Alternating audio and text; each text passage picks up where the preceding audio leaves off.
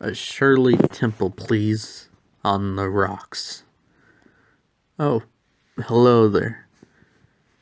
In case you have gotten a concussion and forgotten who I am, or you're brand new to the channel, name is Chris Cannoli. Pleasure to make your acquaintance, okay? Yes.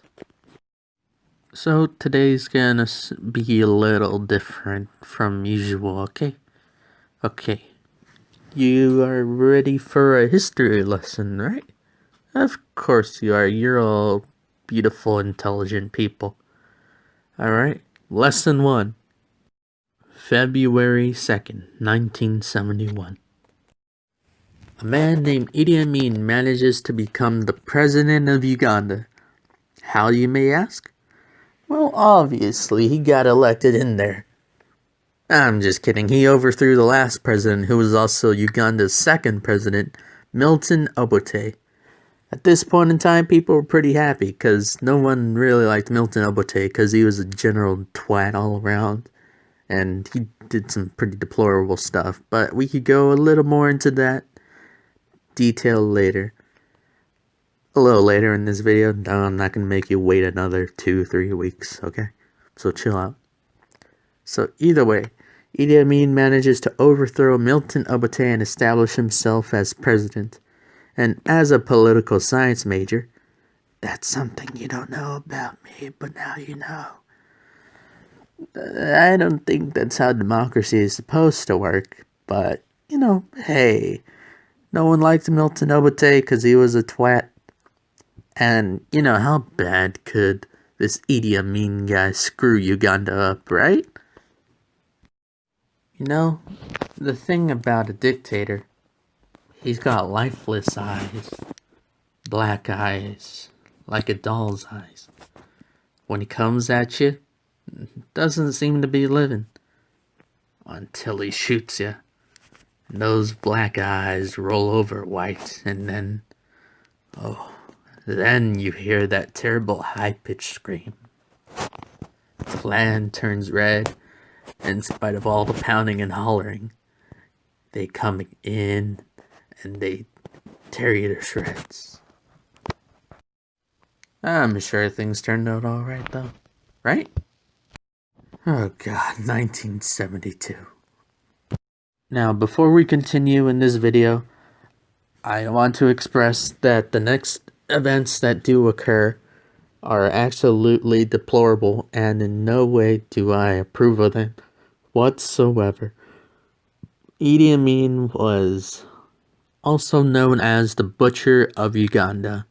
I think that nickname says enough, so as much as I may be making light of the situation, do understand that Idi Amin was someone never to be praised or held as a hero. Just a monster in human skin, okay? Alright, moving on with the video. During 1972, Idi Amin came into clash with what were Milton Obote's forces, his loyalists that were still in the army. You see, Milton Obote was, well, like I said already, he was the second president of Uganda, but he wasn't a very good one. Under his rule, 300,000 people ended up, quote-unquote, disappearing. I wonder how 300,000 people end up disappearing just like that, huh? Think they got lost on the way home?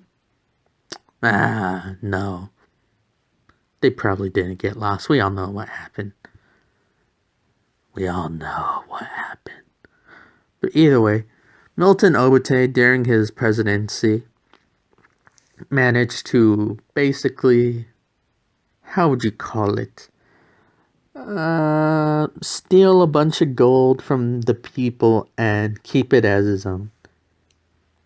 Now, he says he never did it, but considering he ended up quite wealthy when he died in 2005, I highly doubt that. The damn bastard had gold and he didn't want to share it with his people, hey? Alright, getting back on track. Even though Milton Obote was exiled from Uganda after being overthrown by Idi Amin, he still had some loyalists in the army, and they were trying to do anything they could in order to stop Idi Amin. They like sabotage, near assassination attempts. But well, as you could probably guess, Idi Amin wasn't exactly having any of it. Any loyalists found in the army or anywhere else, Idi Amin quickly and promptly made them go bye-bye. So eventually, Milton Obote just kind of gave up on trying to get back into Uganda, because that certainly wasn't going to happen. Okay? 1979. At this point, Idi Amin wasn't even trying to hide that he was a bad person. This man opened a bunch of camps and stuff for quote-unquote political dissidents, and he really butchered a lot of people. Whether they were political groups, ethnic groups, religious groups. This man didn't exactly care about any of that. If they were in opposition to his rule and weren't basically a part of whatever he believed in and race of people he specifically was, I guess you could say that you were pretty much done for. He also didn't like America and democracy a whole lot. He's kind of an ally to the USSR. But we all know how the USSR ends, so I'm not gonna bother explaining. So by 1979, supposedly, I assume there's more, but because Uganda has very poor record keeping, but supposedly he managed to massacre 500,000 people. And that's his own people. Like, damn, man, really? So, he earns the name the Butcher for a reason, as you can see. And after, a little later in 1979, he was eventually exiled after making too many enemies. Well, I don't want to sound like I'm sympathizing with the guy, but he had a lot of enemies, okay? So, he made a lot of enemies, and he was eventually exiled, and yeah, no more Idi Amin in Uganda committing a bunch of war crimes. Geneva Conventions, more like Geneva Suggestions. Am I right, boys? Up top. Yeah. On August 16, 2003, Idi Amin finally passed away. Yeah, passed away after never getting tried for his war crimes. Alright then. But eventually passed away due to some illnesses he had, and he ended up being buried in some grave with no attendees other than his wife, and I don't know if his children went, never specified, but I'll assume they went, because otherwise he had no one else to go, because no one liked him. So I don't know where his grave is. No one on the internet exactly knows, at least surface level, but yeah, the prude finally died and got buried in a grave with no attention whatsoever other than the news saying, "Your boy Idi Amin has died."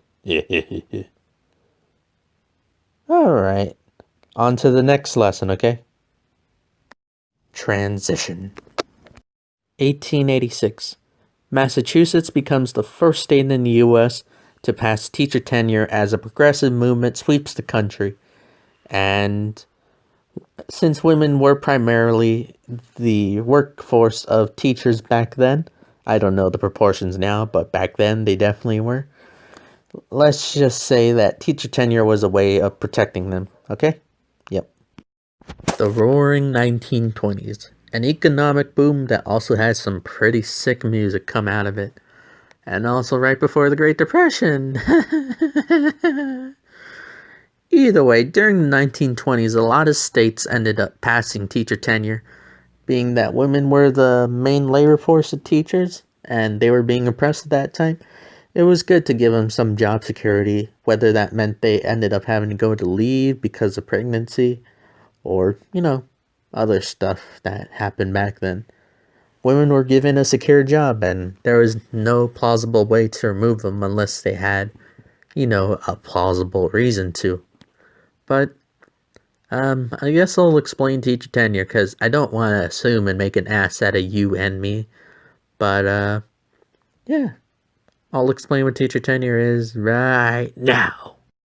Teacher tenure is basically this concept, idea, law, something like that. It's some power that gives teachers immunity from being fired without a plausible reason. And unfortunately today, I think that whole concept is being abused. It allows for poor teachers in order to keep their job and basically be untouchable. And that's hurting students a lot more than it is hurting that teacher, obviously, who can literally just sit there at their desk and give people homework to do in class and do nothing. I've had quite a bit of bad teachers in my life, so one day I may get around to explaining them. But for today, we're focusing on one. And this teacher, ooh boy. I mean, ooh boy. Did he abuse teacher tenure? This man pushed it to the limits. Really. I know you guys are probably saying, I want the story now. I'm tired of waiting. Hey, yo, give me the story, man. Give me the story. I want the story. No more history. Yes, could you move on with the story, Chris? And yeah, I guess I should be.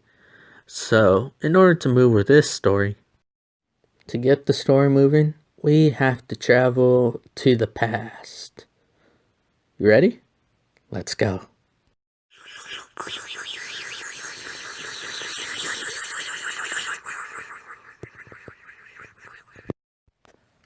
The events you're about to hear take place during this last semester, in fact, not this summer semester, but the spring semester of 2020. I was a sophomore in college in my educational career, and by this point I was happy to go to school. I enjoyed taking the classes that I was interested in. Poli-sci for me was a complete blast. I enjoyed all my classes except for one prior. In college, I spend my time in between classes walking around with my amigo, and we'd talk about anything. What was up with the PlayStation, new games, I don't know, something about what we did in class, the people in our class, all that sorts of, idle chit-chat. We'd walk to 99-cent store just to look around, see what there was. Fun times, if I'm being honest. Good times. Good times. So eventually we walked to the class where I was supposed to be because my friend had a class later, so he decided to walk me there. And nothing seemed odd at it at first. Then my friend looked over, saw the board with some very poor cursive and said, "Hey Chris, doesn't that writing look familiar to you?" I'm trying to do my friend's accent, okay? I'm not the best voice actor, so give me a break, okay?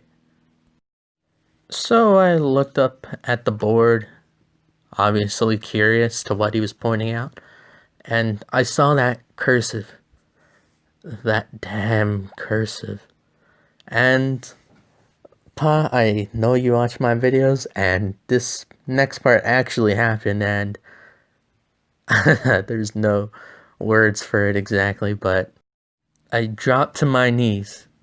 I really did. I swear to God, I swear on my abuelito, I dropped to my knees after realizing what happened.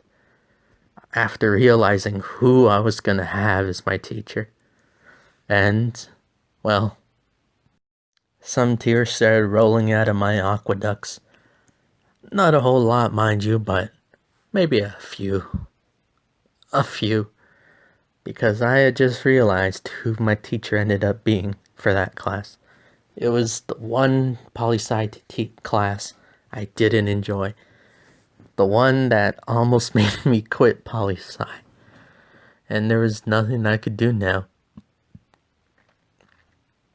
But watch in horror as he stepped in through the hallway. Hello, class. Are you ready to learn today?